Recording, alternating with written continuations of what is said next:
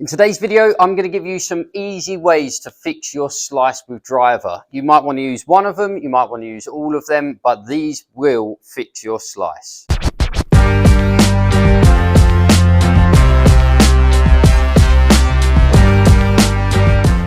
We're going to start with the easiest one, which will be our grip placement.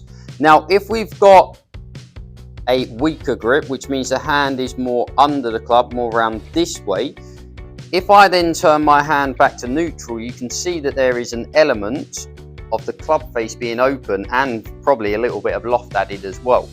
So even if you've got a neutral grip and you've got a slice, this is probably one of the easiest ways that you can do it, is to move the hand round so it's a little bit more on top. Now when I look down at this lead hand now, I can see at least 2 knuckles on the club face.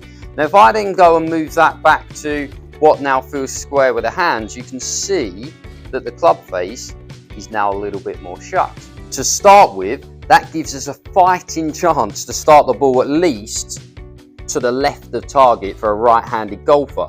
So even if you do still hit the fade shot, you've started it left enough for it to at least hit the fairway. In my opinion, if I can get you to set up slightly differently, I can get you to move very differently. And one common thing I see in driver, which I will show you in a second, creates so many slices, it's unbelievable. So obviously we changed the grip at setup to make it slightly stronger. We're then going to go into that setup position, and you'll see a lot of amateur golfers where they're trying to keep the ball position and the shaft in line with each other. They're trying to keep the face square. They wouldn't have the handle back here. They're trying to get the hands here to keep the face square. You're going to see that when the hands go forward, you're going to see that chest get more and more across the ball to the left side or to the lead side, and you're going to see the whole body then starts to open up.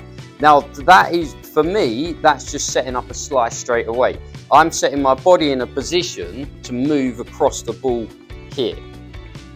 Now what if we did the complete opposite? What if we did the reverse of that? So we get this setup position here. Instead of the chest going forwards, the lower body goes forward and the chest sits a little bit more back.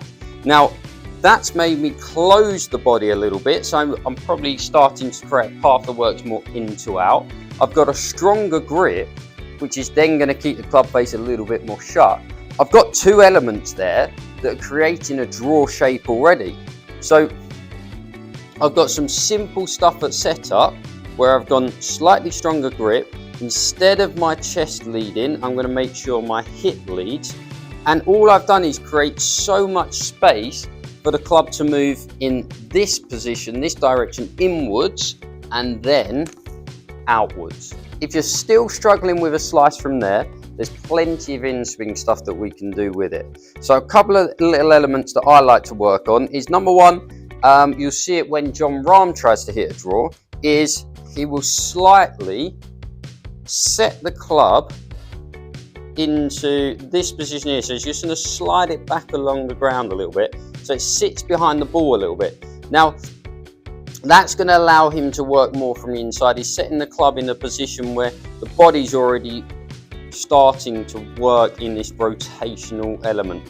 If it's here with the chest here, you're going to want to work the club more outwards with limited rotation, right? Now if you're here and here, you're going to start to work the club more inwards, and that's going to create a deeper backswing. That's going to allow you to create that path that goes a little bit more out to the right. Another little in-swing principle that you need to be very aware of is transition and how you work through transition.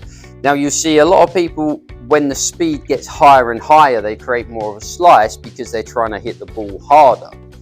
Now I'm very, very happy with people hitting it hard. I'm not against that, but you need to sequence transition well, not to slice it. So you think about how the backswing works, right? We've got arm lift with body rotation. So if you go arm lift on its own, I hope nobody does that, but if you do that, we're in a world of trouble anyway. If you go arm lift and add rotation, that's a pretty nice backswing, right? So we've got those 2 elements there. Now in transition, you'll see people then not reverse this in the correct way. So you'll see the body starts to rotate, and then you'll see the arm lift be removed. And you can see from there how I'm getting that chopping motion down onto the golf ball. Now, if we can reverse that on the way up, we're doing arm lift and turn. Now on the way down, if we then get rid of the arm lift first and then start to rotate, we're seeing a very different impact position, but two, a very different route back to the golf ball. When I'm teaching this, there's a couple of things I like to do. Number one is, first thing, I will put no training aids in there and just say keep your back to target in transition. If I go to the top of the swing, arm lift and turn, and then I keep my back to the target, so my back's just going to keep facing the target. You see my arms lower, and then I can start to unravel as I start getting back to the ball. And that is definitely creating a path that's going to work more outwards and create that draw shape. Now, if that really isn't comprehended with people, which generally it does, is then what we'll do, we'll place a ball behind our stance, right? So if we've got our stance here, and I'm just going to place a ball round about my right heel. If I turn to the top there, and all I'm going to do is I'm going to get before I move down in the backswing with my body, I'm going to get my arms to the golf ball, and then I'm going to start to turn. Again, you're going to see that's got the club a little bit more of an inward path. As I start to rotate through, I can start to extend through. And as I extend through, that is the next part of the sequence that we need to talk about. Now, most slicers have to do this because of the way that they're moving.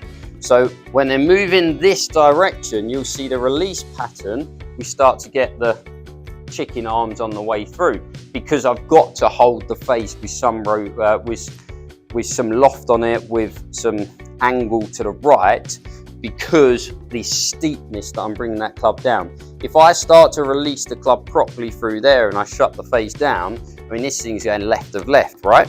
So now I've got this path that's working more inwards, I've got a bit more loft on the ball, I can now start to release the club correctly on the way through. And as you've seen there, I've just done the drill that we would do, is as you come through, if I keep my trail arm under my lead arm and start to work through, you're going to see that I've got to passively turn the arm in a very different way than the chicken wing on the way through. So let's piece all those moves together and let's see where this comes out. Hopefully we should see a ball that starts to the right and curves back pretty nicely. So we got that slightly stronger grip in that lead hand. I can see the two knuckles there. I'm going to take my stance and then I'm going to work my hip forward, my right shoulder back. That's going to set me into this nice draw position. From there, all we're doing in transition, getting to the golf ball first, turning through, and then getting that nice release with that lead arm position.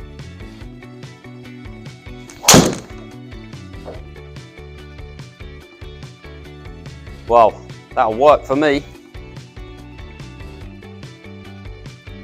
Pretty nice shot, nice smooth swing. Still got out there pretty nicely. So that was a pretty nice shot. So you got 4 or 5 things there that can really help you stop the slice with driver. I definitely start with the setup stuff and then start to bring the in swing stuff. If you've got a bigger slice, you're probably going to want to use all of them. If your slice isn't that extreme, you probably just want the setup stuff to make it go a little bit straighter.